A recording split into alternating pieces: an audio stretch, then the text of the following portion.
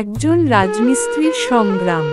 শহরের এক কোণে ছোট্ট ভাঙা ঘরে থাকে অনিমেষ। পেশায় তিনি একজন রাজমিস্ত্রি। ভোর হতেই রোদ বৃষ্টি উপেক্ষা করে কাজের সন্ধানে বের হন। ইট, বালু, সিমেন্টের গন্ধই যেন তার জীবনের অবিচ্ছেদ্য অংশ। ছোটবেলায় অভাবের কারণে পড়াশোনা বন্ধ করে তাকে কাজে নামতে হয়েছিল।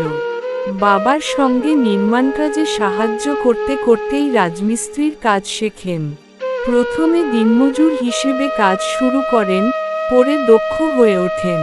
এখন বিল্ডিংয়ের গাঁথুনি থেকে ছাদ ঢালাই পর্যন্ত সব কাজই পারেন। একদিন একটি বহুতল ভবনের কাজ করতে গিয়ে দুর্ঘটনা ঘটে।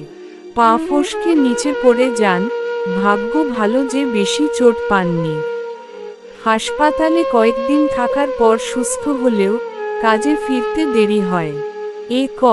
দিন সংসার চলেনি, ছেলেমেয়েরা না খেয়েছিল। তাই ব্যথা উপেক্ষা করেই আবার কাজে ফিরতে হয়। তার একমাত্র স্বপ্ন, ছেলেমেয়েরা যেন তার মতো কষ্ট না পায়। তারা যেন স্কুল কলেজে পড়ে বড় চাকরি পায়। তাই দিনের পর দিন নিজের কষ্টের কথা গোপন রেখে টাকা জমাতে থাকেন। একদিন তার ছেলে ইঞ্জিনিয়ার হয়।